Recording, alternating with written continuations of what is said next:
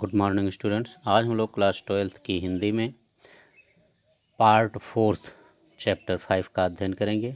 सहर्ष स्वीकारा है, जिसके रचयिता हैं गजानन माधव मुक्तिबोध जी।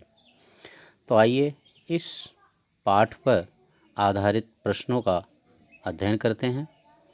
देखिए, पहला प्रश्न कह रहा है टिप्पणी कीजिए। गर्बीली गरीबी, भीतर की सरिता, बहलाती सहलाती आत्मीयता, ममता के बादल। इन वाक्यों पर आपको टिप्पणी लिखना है। जैसे अर्थ पढ़ते समय जब आपने व्याख्या पढ़ी थी तो ये शब्द आपको इस कविता में मिले थे। तो फिर आइए देखते हैं कि इन शब्दों का प्रयोग क्यों किया गया कविता में और इन शब्दों के माध्यम से कवि क्या कहना चाहता है, यही हमें लिखना है। यही इसकी टिप्पणी हो जाएगी, ठीक ना। तो आइए, जो हमारी पहली टिप्पणी है वो है गर्बीली गरीबी। इस पर टिप्पणी लिखते हैं।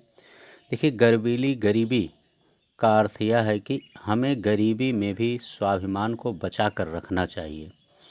किसी के आगे हाथ नहीं फैलाना चाहिए, अपने को दीन नहीं दिखाना चाहिए।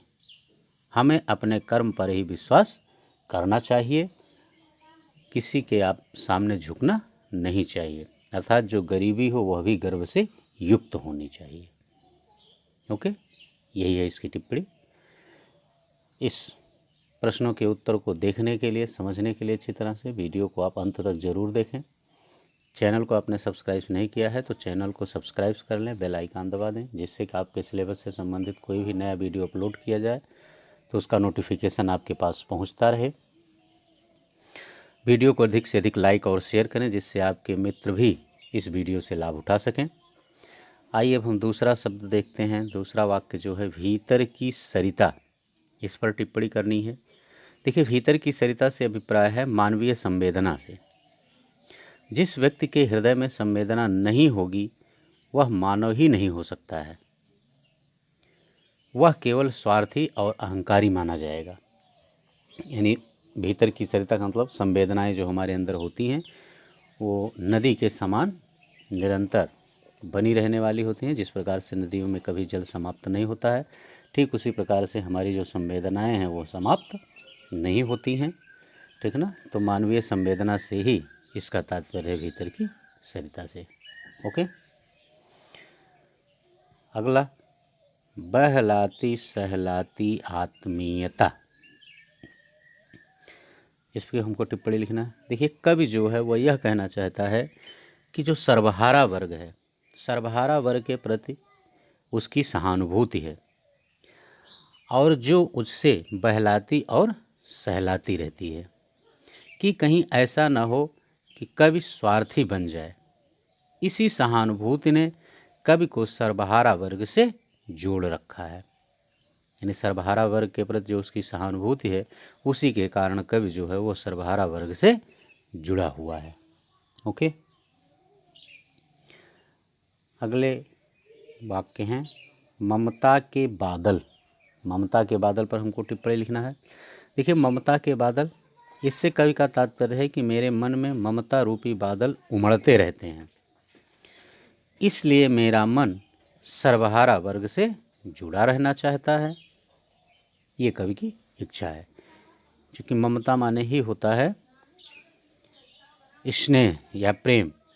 तो जो सर्वहारा वर्ग है उसके प्रति कवि के हृदय में ममता रूपी बादल हमेशा उमड़ते रहते हैं, इसीलिए वह सर्वहारा वर्ग से जुड़ा रहना चाहता है।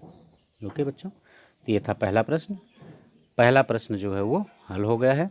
आइए अब हम दूसरे प्रश्न का उत्तर देखते हैं। इस कविता में और भी टिप्पणी योग्य पद प्रयोग हैं। ऐसे एक प्रयोग का अपनी ओर से उल्लेख करके उस पर टिप्पणी करें। यानी जैसे अभी आपने टिप्पणी किया, आपको ये 5 शब्द दिए गए, 4 शब्द दिए गए थे, गर्बीली गरीबी, भीतर की सरिता, बहलाती सहलाती आत्मीयता, ममता के बादल।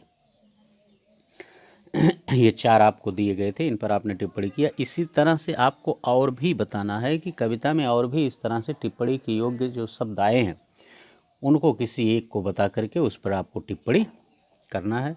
तो देखिए इसमें ऐसे अनेकों शब्द आए हुए हैं। जैसे हम कह सकते हैं कि इसमें दिल में क्या झरना है, एक वाक्य क्या है, दिल में क्या झरना है। तो देख लेते हैं इसका, इस पर टिप्पणी कर देते हैं। देखिए दिल में क्या झरना है, इसके माध्यम से कवि यह कहना चाहता है कि जिस प्रकार झरने में चारों तरफ से पानी इकट्ठा होता रहता है, उसे आप कितना भी खाली करने का प्रयास करें वह खाली नहीं होता। उसी प्रकार कवि के हृदय में भी प्रियतमा के प्रति स्नेह उमड़ता है और वह बार बार अपनी भावनाएं व्यक्त करता है, पर भावनाएं कम होने के बजाय और भी बढ़ जाती हैं। इसका तात्पर्य है कि कवि के मन में अपनी प्रियतमा के प्रति जो प्रेम है वह झरने के समान है, जो कभी समाप्त नहीं होता है। ठीक ना। तो ये थी टिप्पणी, दिल में क्या झरना है।